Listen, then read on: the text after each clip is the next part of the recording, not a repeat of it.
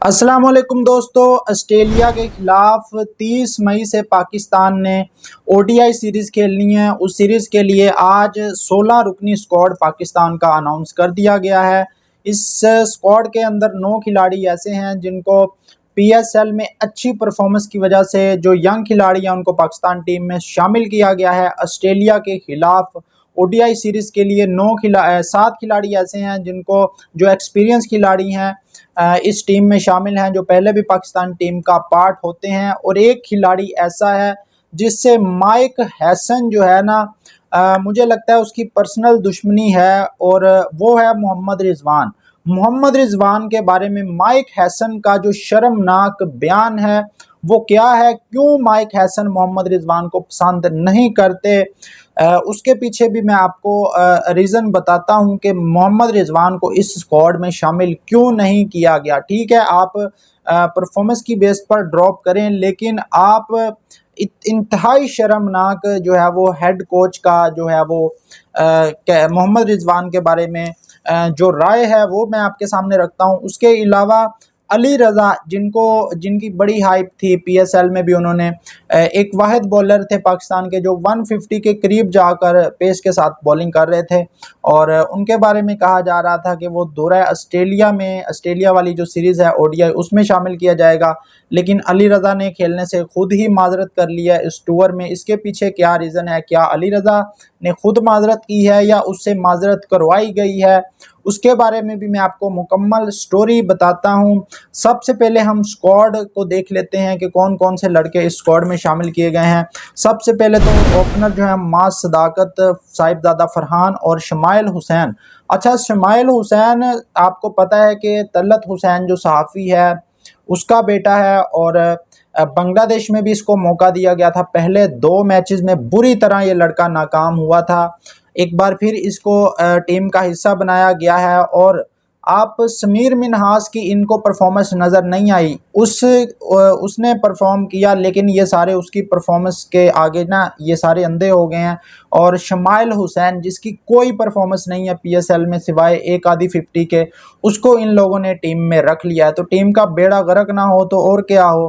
اس کے علاوہ بابر اعظم ٹیم کا حصہ ہیں، ان کی واپسی ہوئی ہے۔ آغا سلمان ٹیم میں شامل ہیں۔ 2 وکٹ کیپر غازی گوری اور رحیل نذیر، ان کو شامل کیا گیا ہے۔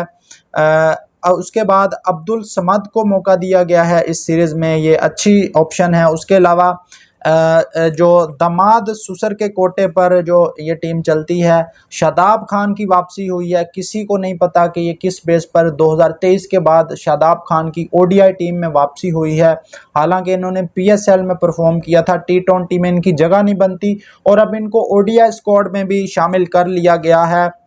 اس کے علاوہ عرفات منہاس، اس کے علاوہ سفیان مقیم پاکستانی ٹیم کا حصہ ہیں، ابرار احمد۔ اس کے بعد پاکستان کی فاسٹ بولنگ کی بات کی جائے تو شاہین شاہ افریدی، نسیم شاہ، حارث رؤف اور احمد دانیال، یہ 4 پیسر پاکستان کے اسکواڈ میں شامل ہوں گے، اور ان کو دیکھ کر لگتا ہے کہ بھائی اگر آپ گھوڑوں کی ریس میں گدھوں کو دوڑائیں گے تو آپ کا جو انجام ہے وہی ہوگا جو بنگلہ دیش میں آپ کا انجام ہوا ہے۔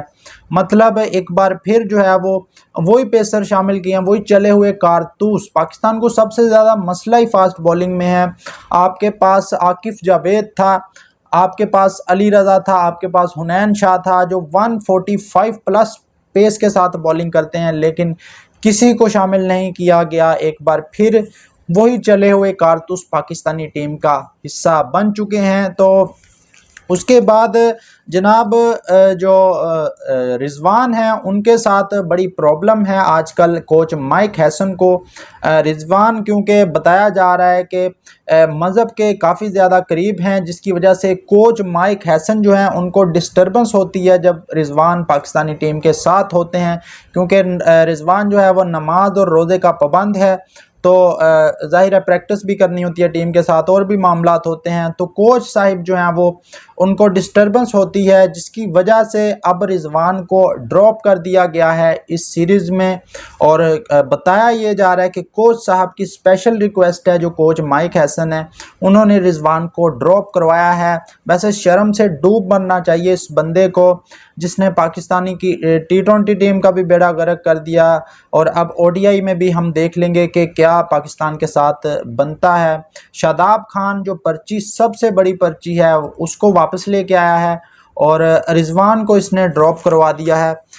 اس کے علاوہ علی رضا کے بارے میں بتایا یہ گیا تھا کہ علی رضا جو ہے وہ آسٹریلیا کے خلاف ODI اسکواڈ کا حصہ ہوں گے، لیکن ایک بار پھر علی رضا کو ڈراپ کر دیا گیا ہے۔ علی رضا کا کہنا ہے کہ میری پنڈلی کی انجری ہے، سمجھ سے باہر ہے یہ کون سی انجری ہے جو علی رضا جب بھی پاکستان ٹیم میں سلیکٹ ہونے کے قریب ہوتے ہیں تو ان کو کبھی آنکھوں کا مسئلہ آ جاتا ہے، کبھی ان کی جو ہے وہ پنڈلی کی انجری ہو جاتی ہے۔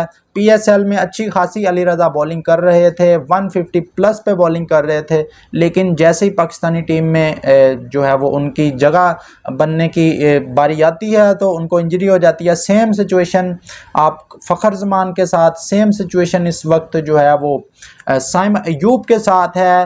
تو پتہ نہیں ان کو کون سی انجریز ہیں جو PSL میں تو ٹھیک ہو جاتی ہیں، لیکن جب پاکستانی ٹیم میں موقع ملنے کے لیے آتا ہے تو ان کو انجریز ہو جاتی ہیں۔ تو بھائی بتایا یہ جا رہا ہے کہ علی رضا جو ہے ان کو تیاری کروائی جا رہی ہے انگلینڈ کے ٹور کے لیے۔ انگلینڈ کے ٹور ایک بار پھر جو ہے وہ لوگوں کو لولی پاپ دیا جا رہا ہے کہ یہ انگلینڈ کے ٹور میں پاکستان کی ٹیسٹ ٹیم کی نمائندگی کریں گے، اس وجہ سے ان کو ٹیم میں شامل نہیں کیا گیا۔ اور ایک بار پھر جو چلے ہوئے کارتوس ہیں جن میں شاداب خان بغیر کسی پرفارمنس کے پاکستان ٹیم میں آگے، جن میں پاکستان کے نسیم شاہ، شاہین شاہ آفریدی بغیر کسی پرفارمنس کے یہ ٹیم کا پارٹ ہیں۔ خیر آغا سلمان کو نائب کپتان بنایا گیا ہے، یہ اچھا کام کیا ہے، کیونکہ میرے خیال میں تو آغا سلمان کو پاکستان ٹیم کا کیپٹن ہونا چاہیے تھا، کیونکہ شاہین آپ کا سارے میچز نہیں کھیل سکتا۔ شاہین کی پرفارمنس خود بھی جو ہے وہ خراب ہوتی ہے، کیونکہ اتنا جو ورک لوڈ ہے وہ بندہ مینیج نہیں کر سکتا۔ آپ ابھی بھی غلطی کر رہے ہیں، آپ ان دونوں کو سویپ کر دیں۔ آغا سلمان کو ODI کا کیپٹن ہونا چاہیے، لیکن یہاں پر کام الٹ چل رہا ہے۔ آغا سلمان ہمارے جو ہیں وہ T20 کے کیپٹن ہیں جن کو ODI کا کیپٹن ہونا چاہیے، اور شاہین جو ہے وہ ODI کا کیپٹن ہے جس کو T20 کا کیپٹن ہونا چاہیے۔ باقی دوستو کس کھلاڑی کے ساتھ اس اسکواڈ میں جو ہے وہ ہونا چاہیے تھا، کس کے ساتھ زیادتی ہوئی ہے، اپنی رائے کومنٹ باکس میں ضرور بتائیں۔